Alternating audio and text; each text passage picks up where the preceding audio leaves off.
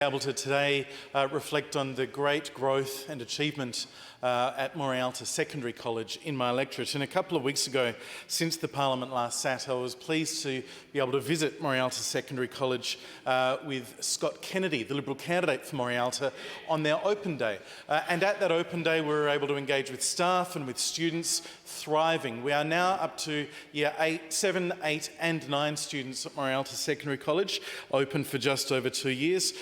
We saw the students thriving in Italian classes, students thriving with the VR and tech facilities, playing volleyball and sport, significant progress in food technology and indeed in music. I highlight that congratulations to Tim Moores and the Performing Arts team at Morialta Secondary College. More than 60% of the students at Morialta Secondary College are now studying a musical instrument as part of their studies, and they're doing their inaugural high school musical at Nord Town Hall next term. They are performing High School Musical. Morialta Secondary College's leadership, the team led by Principal Rolly Coulter, Deputy Principal Talia Harmon, Assistant Principals Emily Carter and Sean Venning, and business leader, probably the true boss in many ways, Ibi Canelos, are doing an outstanding job. This is a school that was opened, as I say, just over 2 years ago and is already at capacity in each of the year levels, attracting 200 students a year, as we knew it would, because, of course, there is that demand in the area. I highlight this, of course, because every time this issue comes up in question time, Labor's Treasurer suggests, quite critically of the former government, and me in particular as the member for Morialta, that this school was built quite conveniently in the electorate of the former Education Minister, as if it was not fully endorsed by the department, led by now Chief Executive of the Department for Premier and Cabinet, as if it was not fully endorsed by the Infrastructure South Australia organisation and went through every hoop in the most appropriate possible way.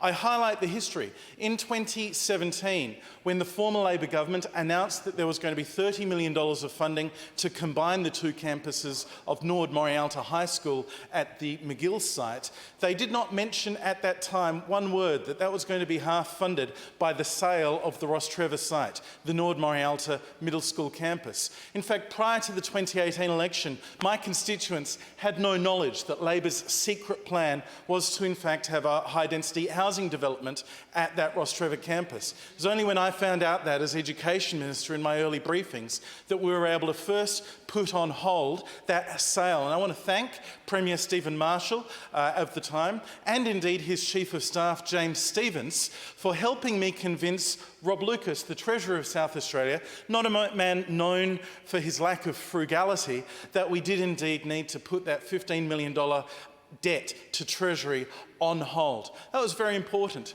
because it enabled us to have time to explore what the local area needed.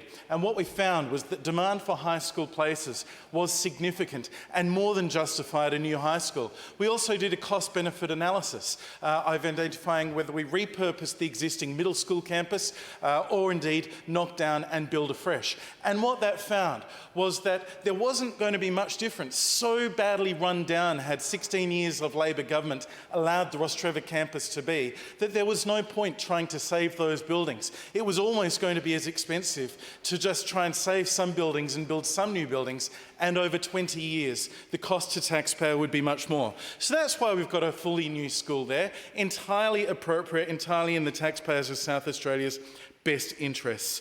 My local residents in the Morialta area, particularly those living in the zone, whether in Rostrevor or Woodford, or even indeed, or in McGill, or further afield, those who are now able to go there because of the increased availability of places, are very appreciative.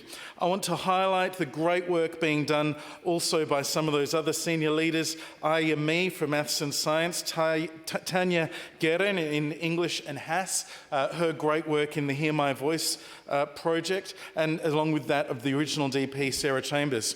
I'd like to conclude my time by thanking those parents and volunteers who are serving on the Governing Council, which I'm privileged to join them in, from Chair Carly Hutchins, Tim Donhart, Mary Stovall, Joanne Kirby, Narelle Branford, Andrew Exley, Chloe Simpson, Renetta Grubb, Maya Kruger and Chloe Simpson. The work they're doing, the work that the staff are doing is producing excellent results, and these are a group of students, the first graduating class coming out in about 3.5 years.